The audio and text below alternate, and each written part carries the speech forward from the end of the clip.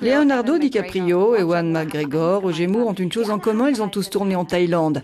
Dans la troisième partie de notre série Thai Life, découvrons les coulisses du cinéma thaïlandais. Nous nous sommes rendus notamment sur le tournage du film La légende du roi Naresuan. Ce drame historique en 5 parties est l'une des plus grosses productions du cinéma thaïlandais. Il raconte la libération du royaume au XVIe siècle par le roi Naresuan. Le roi est campé à l'écran par Wanchana Sawasdi qui dans la vraie vie officie comme colonel au sein de l'armée royale thaïlandaise. Un changement de costume pour un défi de taille. On dit souvent qu'il est difficile de jouer avec des enfants, des effets spéciaux, des harnais de sécurité, des animaux. C'est difficile en effet de tout mettre dans la même scène. Pour que ça fonctionne, il faut être coordonné et attentif. Ça demande un vrai travail d'équipe. Le film est tourné au milieu d'une base militaire à Kanchanaburi, au nord-est de Bangkok. Le réalisateur dirige pas moins de 5000 acteurs et figurants. Pas une tâche facile, en particulier quand il s'agit de scènes de combat.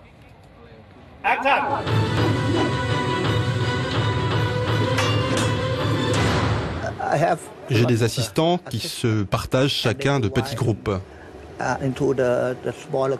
Donc certains contrôlent ce groupe, d'autres celui-là, puis un autre celui-ci. Donc pendant le combat, chacun coordonne son groupe. De l'action à la comédie. La Thaïlande est très prisée des sociétés de production étrangères. L'an passé, plus de 100 films européens ont été tournés ici, y compris des films d'animation. Plongeons-nous dans l'univers des studios d'animation Kantana. Cette équipe de 70 personnes a lancé l'animation 3D en Thaïlande avec The Blue Elephant. Sorti en 2006, ce dessin animé a rencontré un énorme succès national.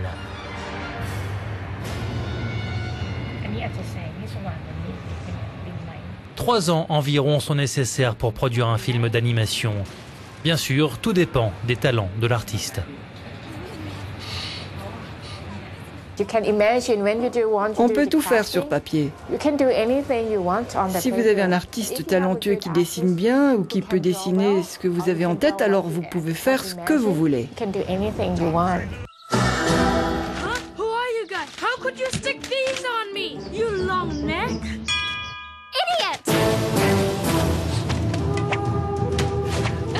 Komping Kemgarnit est l'un des artistes les plus brillants de sa génération. Il a travaillé sur plusieurs productions hollywoodiennes, notamment L'Âge de glace. Et à l'ère de l'infographie, il préfère toujours créer ses personnages sur papier. Quand vous prenez un papier avec un dessin, puis un autre papier, et vous feuilletez, vos dessins prennent vie. C'est étonnant. Pour moi, c'est magique.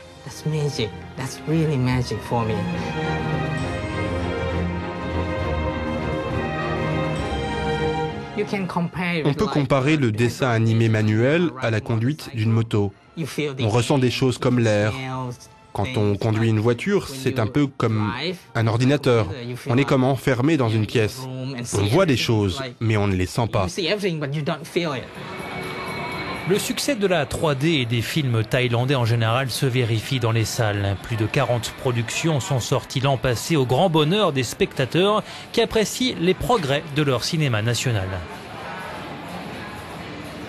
J'aime les films d'horreur thaïlandais. Ils ont fait du bon travail. Il y a de bons effets sonores. C'est beaucoup mieux maintenant.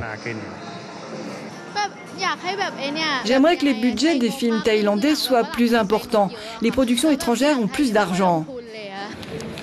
Malgré des budgets réduits, le cinéma thaïlandais a réellement progressé au cours de la dernière décennie, même s'il y a encore beaucoup de travail à faire.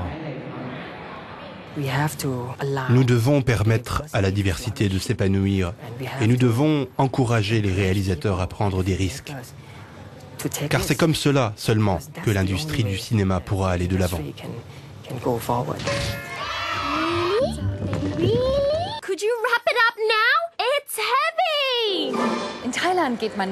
Les Thaïlandais ne se passionnent pas seulement pour les films, ils adorent aussi le sport, en particulier le Muay Thai. L'art des 8 membres, une pluie de poings, de genoux, de coudes, de pieds. Ne manquez pas notre dernier épisode de Thai Life, nous vous ferons découvrir cette forme énergique de boxe qui séduit de plus en plus à l'étranger.